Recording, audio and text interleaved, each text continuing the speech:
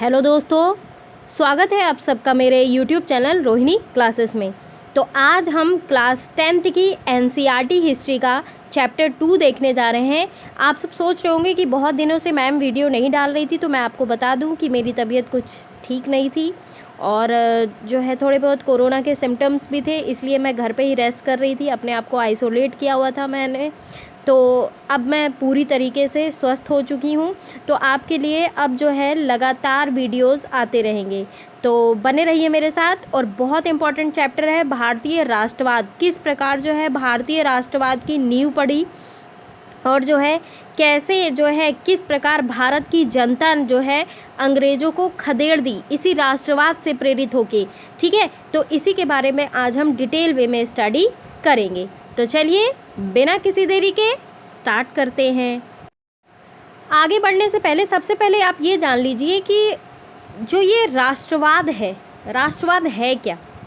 ठीक है, तो अब आप देख लीजिए कि हम जो है एक प्रॉपर भौगोलिक सीमा के अंतर्गत रह रहे हैं। एक निश्चित देश है हमारा जिसका नाम है भारत। ठीक है, यहाँ पे समान परंपरा, समान हित, समान भावनाएं, ये सारी चीज़ें बंधी हुई हैं। सभी लोग किसी न किसी तरीके से एकता के सूत्र में बंधे हुए हैं। ठीक है, तो ये जो राष्ट्रवाद है ना, ये राष्ट्रवाद के निर्णायक तत्वों में जो है राष्ट्रीयता की भावना, यानी कि जो ये राष्ट्रवाद है इसमें राष्ट्रीयता की जो भावना होती है ये सबसे अधिक महत्वपूर्ण होती है।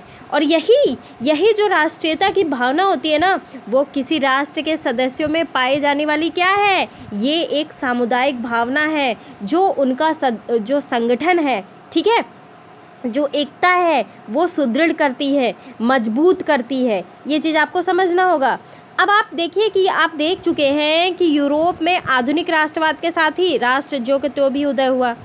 ठीक है, इससे जो है अपने बारे में लोगों की समझ बदलने लगी। वे कौन हैं, उनकी पहचान किन बातों से परिभाषित होती है, ये भावना बदल गई। ठीक है, और उनमें जो है ना राष्ट्र के प्रति लगाव की भावना पैदा होने लगी। भारत जो है, मैं आपको बता दूं कि भारत लंबे इतिहास में, आधुनिक काल में भारत जो है अंग्रेज़ों के शासन काल में राष्ट्रीय भावना के विशेष रूप का विकास हुआ। एक चीज़ और मैं आपको बता दूं कि जब भी इस राष्ट्रवाद की बात आती है ना, तो भारतीय संस्कृति जो है कभी कभी ये होता है कि राष्ट्रवाद की भावना जो है ये ब्रिटिशर्स के आने से पैदा हुई, नहीं, जो कि मैं पूरी तरीके से नकारती हूँ। देखिए, जब जो है भारतीय संस्कृति की बात आती है ना, तब कई पश्चिम विद्वान जो है इसकी व्याख्या भूलकर ये मानने लग जाते हैं कि जब ब्रिटिशर्स आए तब जो है भारत में राष्ट्रवाद की भावना ने जन्म लिया, जो कि ऐसा नहीं है। ये जो राष्ट्रीयता की चेतना है भले ब्रिटिश की देन है, लेकिन उससे भी पहले ये चेतना से लोग अनभिज्ञ नहीं थे। पर जो है शायद ये सत्य नहीं है।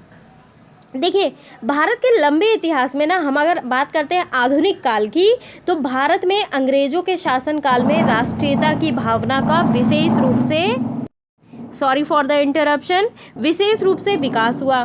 भारत में अंग्रेजी शिक्षा का प्रसार हुआ, बहुत सारी चीज़ें ऐसी हुई। लेकिन हम इस बात से नकार नहीं सकते कि भारत में राष्ट्रवाद पहले से नहीं था। ठीक है, आगे बढ़ते हैं। अब उनमें जो है राष्ट्र के प्रति लगाव का भाव जो है पैदा होने लग गया। नए प्रतीकों, चिन्हों ने, नए गीतों, विचारों ने नए संपर्क स्थापित किए। कई सारे ऐसे फ्रीडम फाइटर्स थे जो देश की जनता में राष्ट्रवाद की भावना जो है उजागर करने के लिए, पैदा करने के लिए प्रयासरत थे। ठीक है, नए प्रतीकों, चिन्हों ने, ठीक है, गीतों ने समुदायों की सीमाओं को दोबारा परिभाषित कर दिया। और ज़्यादातर देशों में ना इस नई राष्ट्रीय पहचान का निर्माण एक लंबी प्रक्रिया में हुआ। अब आइए, अब हम ये देखेंगे कि देश में ये चेतना किस तरह पैदा हुई। अब देखिए, दूसरे उपनिवेशों की तरह, सबसे पहले तो आप ये, मैं आपको कई बार उपनिवेश का टर्म जो है बता चुकी हूँ, आप फिर से एक बार समझ लीजिए।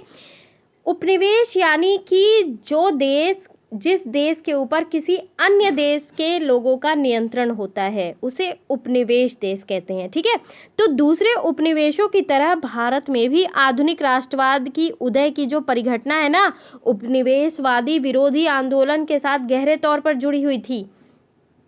देखिए, भारत में राष्ट्रवाद का उदय और विकास ऐसी परिस्थितियों में हुआ जो राष्ट्रवाद के मार्ग में सहायता प्रदान करने के लिए जो है इसके स्थान पर बाधा पैदा करती थी। लेकिन वास्तविकता ये अगर हम समझने का प्रयास करें तो वास्तविकता ये है कि भारतीय समाज की जो विभिन्नताएं हैं, आप सभी को पता है कि विभिन्न प्रकार की भाषा लोग बोलते हैं, संस्कृतियां सबकी अलग अलग हैं, ठीक है, जो है जलवायु भी अलग अलग है, तो विभिन्नताओं में मौलिक एकता सदैव विद्यमान रही। कहा जाता है ना, अनेकता में एकता, गाना भी बना है, अनेकता में एक मंत्र को जन जन फिर अपनाता है, धीरे धीरे देश हमारा आगे बढ़ता जाता है। तो कहने का मतलब ये है कि समय समय पर राजनीतिक एकता की भावना भी उदय होती रही, ठीक है। भारत वास्तव में अगर हम बात करें तो भारतवर्ष की एकता जो है उनकी विभिन्नताओं में ही निहित है, जो कि गाना भी बना है इसी पे बेस्ड। तो भारतीय राष्ट्रवाद को जो है समझने के लिए उसकी सामाजिक पृष्ठभूमि को भी समझना होगा। अब भाई जब हमें ये पता होगा कि औपनिवेशिक राज्य के पहले क्या था भारत, उसके बाद क्या हुआ, तब तो हमें समझ में आएगा ना। तो भारत में ना अंग्रेजों के आने से पहले जो है भारतीय गांव जो थे वो आत्मनिर्भर समुदाय थे। किस प्रकार थे ये भी मैं आपको बताऊंगी। वे क्या थे कि छोटे छोटे गणराज्यों के समान थे, और जो है ना प्रत्येक बात में वे आत्मनिर्भर थे, ठीक है, किसी के ऊपर डिपेंडेंट नहीं थे। अब ब्रिटिश पूर्व भारत में ग्रामीण अर्थव्यवस्था कृषि थी और कुटीर उद्योग थे उस समय, सदियों से जो कि त्यों चली आ रही थी कुटीर व्यवस्था और कृषि व्यवस्था, ठीक है। और कृषि और उद्योगों में ना तकनीकी स्तर अत्यंत निम्न था। ये तो अंग्रेजों के आने के बाद जो है तकनीकी स्तर का जो है बढ़ावा मिला और बढ़ा।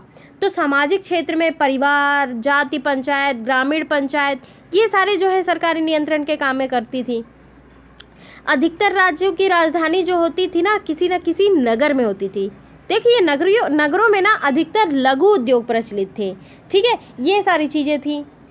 अब आगे बात करते हैं। अब जैसे ही अंग्रेज आए हमारी कृषि व्यवस्था परिवर्तित होने लग गई। कैसे होने लग गई ये भी मैं आपको बताऊंगी, हम लोग पढ़ भी चुके हैं बहुत अच्छी तरीके से भाई। तो भारत में अंग्रेजों की विजय के पश्चात ना क्या हुआ, भारतीय समाज में व्यापक रूपांतरण हुआ, व्यापक चेंजेस आए, ठीक है। भारतीय साम्राज्य की स्थापना का कारण जो था क्या था, जब मुगल साम्राज्य का पतन हुआ उसके बाद ही तो जो है अंग्रेज आए ना। तो ये जो ब्रिटिश साम्राज्य था इसकी स्थापना का कारण मुगल साम्राज्य का पतन और क्या था, देश के अनेक छोटे छोटे राज्यों में विभाजित होना। हमारा देश पूरी तरीके से एकता के सूत्र में नहीं बंधा हुआ था, और शायद इसी वजह से ब्रिटिशर्स का भारतवासियों को तोड़ना जो है आसान रहा, ठीक है। और ब्रिटिश जो था ना, ब्रिटिश शासन पूर्व मुस्लिम शासनों के अनेक बातों में भिन्न था। भारतीय लोगों की तुलना में अंग्रेज जो थे इनके अंदर राष्ट्रीयता की भावना, अनुशासन, देशभक्ति, सहयोग कई अधिक दिखाई पड़ते थे। और इसीलिए कहा भी जाता है कि ये मुट्ठी भर अंग्रेज आए और हमारे इतने व्यापक जनसंख्या वाले देश में शासन करके चले गए। सिर्फ मुट्ठी भर थे अंग्रेज, अगर हमारे देश की जनता चाहती तो कब का खदेड़ चुकी होती। लेकिन इनके अंदर राष्ट्रीयता की भावना की कमी थी, अनुशासन की कमी थी, देशभक्ति, जैसा कि मैंने आपको बताया कि राष्ट्रवाद की कमी थी। इसी को तो जागृत करना हुआ ना। अब इसके आगे समझिए। अब उनके इन्हीं गुणों के कारण, यानी कि जो उनकी देशभक्ति की भावना थी, राष्ट्रीयता की भावना थी, इन्हीं गुणों के कारण ना भारतीय विशिष्ट वर्ग को भी प्रभावित कर गया। अंग्रेज जो थे, अंग्रेजी शासन के भारतीय में जो है आर्थिक संरचना के दूरगामी प्रभाव पड़ी। उनकी टेक्निकलिटी जो ऐसी थी कि मतलब थोड़े क्षेत्र में ज़्यादा उत्पादन करना, ठीक है, क्योंकि वो जो है तकनीकी चीज़ों का इस्तेमाल करके ज़्यादा से ज़्यादा उत्पादकता में विश्वास करते थे। अब इससे क्या हुआ, इससे देश में राजनीतिक एकता का निर्माण हुआ। भाई जाहिर सी बात है कि जब शोषण बढ़ेगा तो जाहिर सी बात है फैमिली मेंबर जो है एकत्रित होंगे। तो भारत एक परिवार ही तो था, तो जाहिर सी बात है जब अंग्रेज शोषण करे तो जो है ये राष्ट्रवाद की भावना और ज़्यादा तेज़ी से विकसित होने लग गई, ठीक है। कई सारे ऐसे फ्रीडम फाइटर्स थे जो एकता के सूत्र में लोगों को बांधे। तो अंग्रेजों के आने से पहले भूमि राजा की नहीं समझी जाती थी, उसे जो है जोतने वाले राजा को कर दिया करते थे, लेकिन भूमि जो है जोतने वाले की ही हुआ करती थी। अंग्रेजों के आने से क्या हुआ? अंग्रेजों के आने से भूमि पर ग्रामीण समुदायों का अधिकार नहीं रहा, बल्कि ये जो है व्यक्तियों की निजी संपत्ति बन गई। अब इस प्रकार आप ये देखिए कि देश के कुछ भागों में जमींदार और कुछ भागों में किसानों की भूमि का अधिकार हो गया। आप सभी को पता ही है कि जब लॉर्ड कॉर्नवालिस जो है गवर्नर थे, तो इनके राज्यकाल में बंगाल, बिहार और उड़ीसा में जमींदार वर्ग का उदय हुआ। ठीक है, इससे क्या हुआ? इससे ग्रामीण अर्थव्यवस्था के दूरवर्ती परिवर्तन हुए। ये सारी चीज़ें पर खैर फिलहाल हम पढ़ेंगे, आगे बात करते हैं। तो देखिए, हम अभी बहुत डिटेल में सारे रॉलेट एक्ट हो गया, ठीक है, असहयोग आंदोलन, भारत छोड़ो आंदोलन, सविनय अवज्ञा आंदोलन, कैसे हमारा देश स्वतंत्र हुआ, ये सारी चीज़ें डिटेल में पढ़ेंगे। ये तो मैं आपको एक खाका तैयार कर रही हूँ कि आप समझने का प्रयास करिए कि किस प्रकार ये कुछ ही थे, कैसे आए, मुगल साम्राज्य का पतन किया और जो है अंग्रेज हमारे देश में 200 सालों से भी ज़्यादा जो है शासन किए, और इसके बाद जो है भारतवासी उन्हें खदेड़े 1947 में। तो महात्मा गांधी के नेतृत्व में जो है कांग्रेस ने इन समूहों को इकट्ठा करके एक विशाल आंदोलन खड़ा किया, लेकिन इस एकता में टकराव के बिंदु भी निहित थे। पहले की एक जो है पुस्तक में आपने भारत में राष्ट्रवाद के उदय का अध्ययन किया था, ठीक है, हम पहला चैप्टर देख चुके हैं और प्रीवियस क्लासेस में भी देख चुके हैं। वहाँ आपने ये देखा होगा कि 20वीं सदी के पहले दशक की कहानी पढ़ी थी। अब इस अध्याय में हम 1920 के दशक के आगे से, यानी कि आप समझ लीजिए कि रॉलेट एक्ट हुआ था, उसके बाद 1920-21 में असहयोग आंदोलन, बेसिकली हम जो है गांधी के आंदोलनों को देखेंगे, ठीक है, गांधी जी के, यानी कि असहयोग आंदोलन, सविनय अवज्ञा आंदोलन के बारे में पढ़ेंगे। हम ये देखेंगे कि कांग्रेस ने राष्ट्रीय आंदोलन को विकसित करने के लिए किस तरीके के प्रयास किए और इस आंदोलन में विभिन्न सामाजिक समूहों ने किस तरीके का हिस्सा लिया और किस तरह राष्ट्रवाद ने लोगों की कल्पना को एक नई उड़ान दी। ये देखिए, जन समूह को देखिए, मतलब पूरी जनता, पूरी भारत की जनता त्रस्त हो चुकी थी अंग्रेजों से, और कुछ भी करके वो अंग्रेजों को खदेड़ना चाहती थी, ठीक है। इसीलिए एंड में 1942 में करो या मरो, यानी कि भारत छोड़ो आंदोलन भी हुआ कि अंग्रेजों भारत छोड़ो, किसी भी तरह करो या मरो, डू और डाई की सिचुएशन आ गई थी। और जब ये सिचुएशन आई, उसी के बाद 1947 में हमारा देश आज़ाद हुआ। चलिए आगे देखते हैं 1920 के दशक से क्या क्या चीज़ें घटित हुई।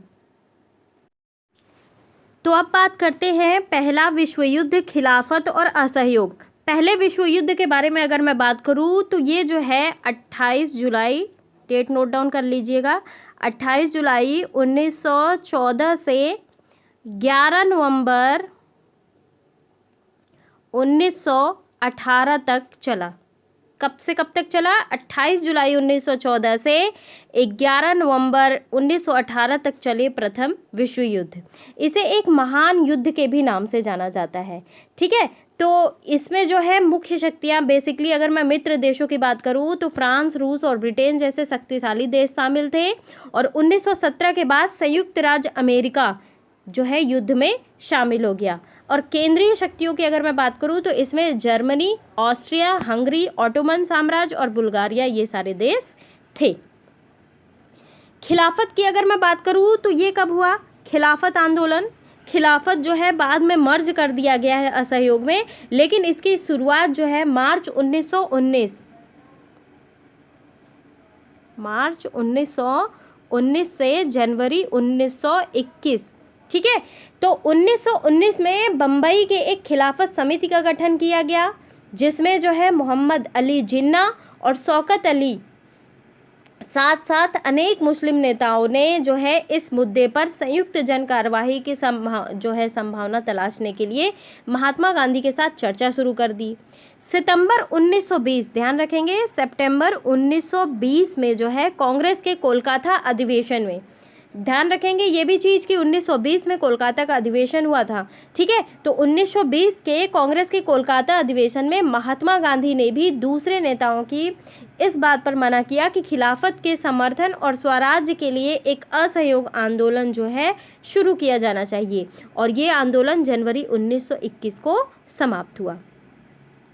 असहयोग के बारे में अगर मैं बात करूं तो इसको डिटेल में देखना है। गांधी जी के नेतृत्व में चलाए जाने वाला ये सबसे पहला, ध्यान रखेंगे, फर्स्ट जो है ये जन आंदोलन था। क्या था? जन आंदोलन। और इसमें असहयोग की नीति बेसिकली अपनाई गई। ये आंदोलन बहुत व्यापक जन आधार पे हुआ। ठीक है, शहरी क्षेत्रों में मध्यम वर्ग के, ग्रामीण क्षेत्रों में किसानों और आदिवासियों ने इसमें बढ़ चढ़ कर जो है समर्थन मिला इनका। इसमें श्रमिक वर्ग भी थे। ठीक है, ये प्रथम जन आंदोलन था।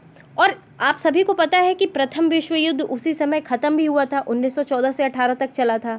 ठीक है, तो क्या किया था उस समय? अंग्रेज़ों ने प्रेस पे प्रतिबंध लगा दिया था और बिना जांच के कारावास की अनुमति दी थी, बिना वकील, बिना दलील, है ना, बिना वकील, बिना दलील, बिना अपील के जो है कानून, जिसे रॉलेट एक्ट के नाम से भी जाना जाता है।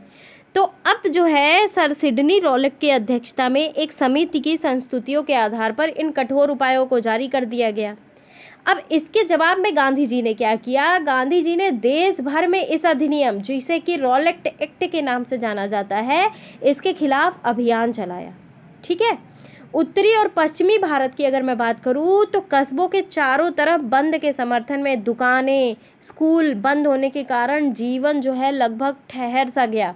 अगर पंजाब की मैं बात करूं तो पंजाब में बहुत विशेष रूप से कड़ा विरोध हुआ इन चीज़ों का, जहाँ के बहुत से लोग, आप सभी को पता भी होना चाहिए कि इसी के विरोध में 1919 में अमृतसर, ध्यान रखेंगे, अमृतसर में खून खराबा जो है चरमोत्कर्ष पे था, जिसे हम जालियांवाला बाग हत्याकांड भी कहते हैं। ठीक है, ये कब घटित हुआ? 13 अप्रैल 1919 में अमृतसर में। ठीक है, जब अंग्रेज ब्रिगेडियर ने एक राष्ट्रवादी सभा पर गोली चलाने का हुक्म दिया, और वही स्थान था जालियांवाला बाग हत्याकांड। इतने सारे लोग मारे गए, 1200 से लगभग लोग मारे गए, 1600 से 1700 लोग जो है इसमें घायल हुए। तो बहुत ही हृदय विदारक घटना थी ये। आगे बढ़ते हैं, इसके बारे में हम अभी डिटेल में भी देखेंगे। 1919 के बाद के सालों में हम देखते हैं कि राष्ट्रीय आंदोलन नए इलाकों तक फैल गया। अब उसमें नए सामाजिक समूह शामिल थे। ठीक है, जैसे कि मैंने बताया आपको कि नगरों के भी जो है, गांवों के भी कृषक वर्ग, श्रमिक वर्ग, सब लोग शामिल थे। तो संघर्ष की नई पद्धतियां जो है सामने आ रही थी। और इन बदलावों को हम कैसे समझेंगे, इनके क्या परिणाम हुए? देखिए, सबसे पहली बात ये है कि जो है विश्व युद्ध ने एक नई आर्थिक और राजनीतिक स्थिति पैदा कर दी थी। अब इसके कारण रक्षा में जो है व्यय भारी इजाफा हुआ। अब भाई जाहिर सी बात है, विश्व युद्ध छिड़ रहा है तो रक्षा में व्यय होना तो आम बात है। और इस खर्चे की भरपाई करने के लिए युद्ध के नाम पर कर्जे लिए गए, करों में वृद्धि की गई, टैक्सेस बढ़ाए गए, सीमा शुल्क बढ़ा दिया गया, इनकम टैक्स बढ़ा दिया गया। और युद्ध के दौरान कीमतें इतनी तेजी से बढ़ रही थी ना कि आम जनता का रोटी खरीदना, चपाती खरीदना मुश्किल हो रहा था। ठीक है, तो 1913 से 18 के बीच कीमतें लगभग दोगुनी हो गई। ठीक है, और जिसके कारण आम लोगों की मुश्किलें बढ़ गई। जिस प्रकार आप ये देखिए कि कोविड के टाइम पे सारी चीज़ें महंगी होती जा रही हैं, है ना। तो उस समय आप ये सोचिए क्या मंजर था कि जब विश्व युद्ध छिड़ा हुआ था, पहला विश्व युद्ध। ठीक है, गांवों में सिपाहियों को जबरन भर्ती कराया जा रहा था, जिसके कारण क्या हो रहा था, ग्रामीण इलाकों में व्यापक गुस्सा था कि भाई जबरन क्यों भर्ती कराया जा रहा है। 1918-19 में 20-21 में देश के बहुत सारे हिस्सों में ना फसल खराब हो गई, जिसके कारण खाद्य पदार्थों का भारी अभाव पैदा हो गया। लोग भूखमरी से मर रहे थे, फ्लू से मर रहे थे, महामारी भी फैल गई थी। और 1921 की जनगणना के मुताबिक अगर मैं आपको बताऊं तो दुर्भिक्ष और महामारी के कारण ना 120 से 130 लाख लोग मारे गए। और ये कम नहीं होते, ये बहुत होती है जनसंख्या। लोगों को ये उम्मीद थी कि युद्ध खत्म होने के बाद उनकी मुसीबतें कम हो जाएंगी, लेकिन हुआ इसका जस्ट विपरीत। हुआ ऐसा बिल्कुल नहीं। अब इसी समय एक नया नेता सामने आया, उसने संघर्ष का एक नया ढंग, एक नया तरीका पेश किया, वो है महात्मा गांधी। कौन है? महात्मा गांधी। आप सभी को पता होगा कि 1915 से पहले महात्मा गांधी साउथ अफ्रीका में थे। 1915 में वो भारत लौटे, ठीक है। इससे पहले वो साउथ अफ्रीका में थे। उन्होंने एक नए तरीके का जन आंदोलन रास्ते पर चलते हुए वहाँ की जो है, आप ये थोड़ा सा देख लीजिए, फिगर आउट कर लीजिए, सत्याग्रह, अहिंसा, इनके नक्शे कदम पे चलने वाले ये नेता थे, ठीक है।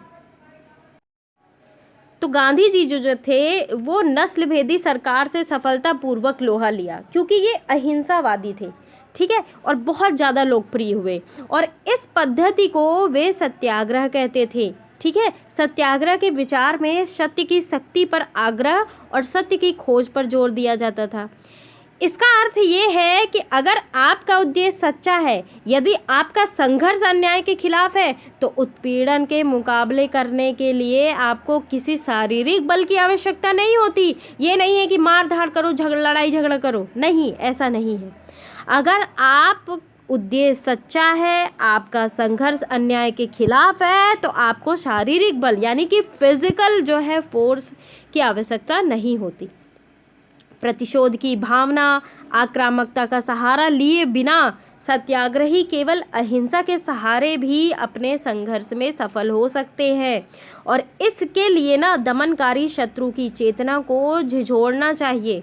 अब देखिए, उत्पीड़क जो है, उत्पीड़क शत्रु को ही नहीं बल्कि सभी लोगों की हिंसा के जरिए सत्य को स्वीकार करने पर विवश करने की बजाय जो है सच्चाई को दिखाने और सहज भाव से स्वीकार करने के लिए प्रेरित किया जाना चाहिए।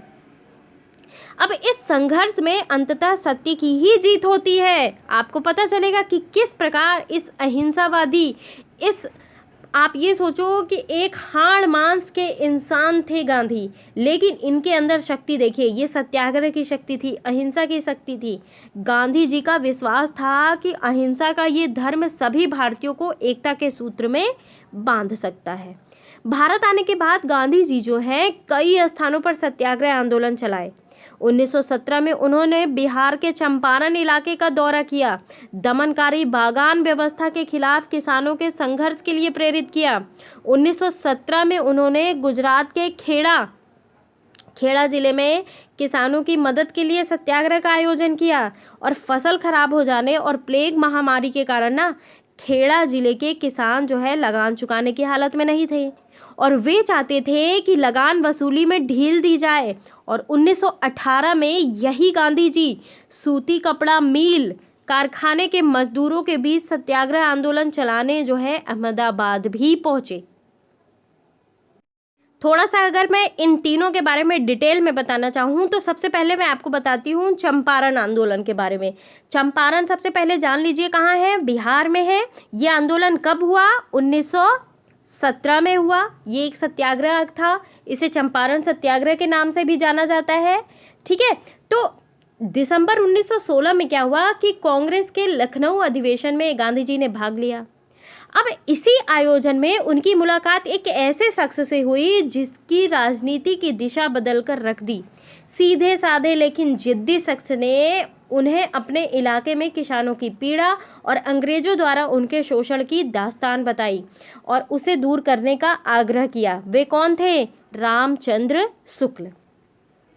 गांधी पहली मुलाकात में इस शख्स से प्रभावित नहीं हुए थे और यही वजह थी कि उन्होंने इसे टाल दिया। लेकिन इस कम पढ़े लिखे और जिद्दी किसान ने उन्हें बार बार मिलकर अपना आग्रह मानने के लिए बाध्य किया। परिणाम ये हुआ कि 4 महीने बाद चंपारण के किसानों को जो है जबरदस्ती नील की खेती करने की हमेशा मुक्ति मिल गई। गांधी को इतनी जल्दी सफलता का भरोसा बिल्कुल नहीं था और इस तरह गांधी जी जो है बिहार और चंपारण से नाता हमेशा हमेशा के लिए जुड़ गया। और उन्हें चंपारण लाने वाले इस शख्स का नाम, जैसा कि मैंने आपको बताया, तो ये था रामचंद्र शुक्ल, ठीक है। कब हुआ चंपारण का आंदोलन? 1917 में। गांधी जब साउथ अफ्रीका से सत्याग्रह और अहिंसा के आजमाए हुए अस्त्र का पहला प्रयोग भी उन्होंने कहाँ किया? चंपारण में किया, ठीक है। ये चीज ध्यान रखना है। अब बात करते हैं थोड़ा सा खेड़ा सत्याग्रह के बारे में। खेड़ा कहाँ है? चंपारण तो बिहार में था, खेड़ा जो है गुजरात में है, ठीक है, गुजरात में खेड़ा जो है जिला है। तो किसानों का अंग्रेज सरकार की कर वसूली के विरुद्ध ये जो है सत्याग्रह था और इसे प्रथम जो है सत्याग्रह आंदोलन भी माना जाता है। ये 1918 में गुजरात जिले के पूरे साल की फसल जो है बर्बाद हो गई। तो किसानों की दृष्टि में फसल चौथाई भी नहीं हुई थी। स्थिति को देखते हुए लगान की माफ़ी होनी चाहिए थी, पर सरकारी अधिकारी किसानों के लगान जो है माफ़ नहीं कर रहे थे। तो किसानों की जब सारी प्रार्थनाएं निष्फल हो गईं, ठीक है, तो उन्होंने किसको बुलाया? महात्मा गांधी को। महात्मा गांधी ने उन्हें सत्याग्रह करने की सलाह दी और लोगों से जो है स्वयंसेवक और कार्यकर्ता बनने की अपील की। गांधी जी की अपील पर वल्लभ भाई पटेल जो है अपनी खांसी चलती हुई वकालत छोड़कर सामने आए और ये जो था उनके सार्वजनिक जीवन का श्री गणेश था, शुभारंभ था। उन्होंने गांव-गांव घूमकर किसानों से प्रतिज्ञा पत्र पर हस्ताक्षर करवाए। वे अपने को झूठा कहलाने और स्वाभिमान को नष्ट कर जबरदस्ती बढ़ा हुआ कर देने की अपेक्षा अपनी भूमि को जब्त कराने के लिए तैयार किए, ठीक है। सरकार को अपनी भूल का अनुभव हुआ और वे उसका खुलकर स्वीकार नहीं करना चाहती थी, इसलिए उसने बिना कोई सार्वजनिक घोषणा किए ही ना गरीब किसानों की लगान वसूली बंद कर दी। और सरकार ने ये कार्य बहुत देर से और बेमन से यानी कि बिना मन से किया, ठीक है। ये भी प्रयत्न किया कि किसानों को यह अनुभव न होने पाए कि सरकार ने किसानों के सत्याग्रह से झुककर किसी प्रकार का कोई समझौता नहीं किया, लेकिन सरकार झुक तो चुकी थी, है ना। अब थोड़ा सा बात कर लेते हैं अहमदाबाद मिल मजदूरों का, ठीक है। तो अहमदाबाद मिल मजदूरों का आंदोलन जो है 15 मार्च 1918 में गुजरात के अहमदाबाद में शुरू हुआ था। जब चंपारण आंदोलन और खेड़ा आंदोलन की सफलता हाथ लगी तो इनकी सफलता को देखते हुए अनसुईया बेन साराभाई जो थी, इनके द्वारा गांधी जी को आंदोलन करने के लिए आमंत्रित किया गया। अनसुईया बेन के बारे में अगर मैं बता दूं तो ये स्वयं एक मिल मालिक अम्बालाल साराभाई की बहन थी, जो कि गांधी जी के करीबी मित्र थे। और अम्बालाल साराभाई ने गुजरात में बने साबरमती आश्रम के निर्माण हेतु सबसे अधिक दान भी दिया था, ये भी आपको समझना होगा।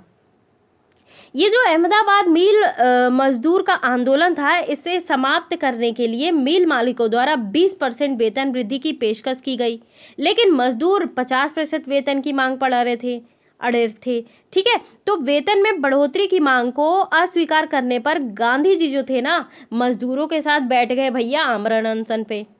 अब ये जो इनकी आमरण अनशन थी ये 21 दिन तक चली और अंत में क्या हुआ कि अंत में मामले की गंभीरता को देखते हुए मिल मालिकों ने क्या किया, न्यायाधिकरण में जाने का फैसला किया। अब न्यायाधिकरण में गांधी जी के सुझावों पर मजदूरों का वेतन कितना हो गया, 50 तो नहीं हो पाया, लेकिन 35% मांग को स्वीकार कर लिया गया। तो ये जो अहमदाबाद मिल मजदूर का आंदोलन था ये एक सफल आमरण अनशन आंदोलन था। तो आपसे ये भी क्वेश्चन पूछ सकता है कि पहला आमरण अनशन जो कि सफल हुआ गांधी जी का, ये कब का था? तो ये अहमदाबाद मिल मजदूर के आंदोलन का था, ठीक है। इसमें क्या होता है आमरण अनशन में कि इसमें जो है खाना त्याग देते हैं और उपवास करते हैं, ठीक है, यानी कि आहार का त्याग कर देते हैं और उपवास करते हैं, ठीक है। 1918 में ही गांधी जी ने अहमदाबाद टेक्सटाइल लेबर एसोसिएशन की स्थापना की और भारतीय सफलता आंदोलन में ये इसकी एक प्रमुख भूमिका थी। तो ये हुए तीनों आंदोलन, ये तो भाई छोटा मोटा खाका था। इसके बाद आता है रॉलेट एक्ट। क्या था ये एक्ट, मैं थोड़ा बहुत बता चुकी हूँ आपको, इसके बारे में हम अगले पार्ट में बहुत अच्छे तरीके से पढ़ेंगे रॉलेट एक्ट के बारे में, और किस प्रकार जालियांवाला बाग हत्याकांड कब हुआ, किस प्रकार घटित हुआ, इसके बाद असहयोग आंदोलन, इसके बारे में हम डिटेल वे में स्टडी करेंगे।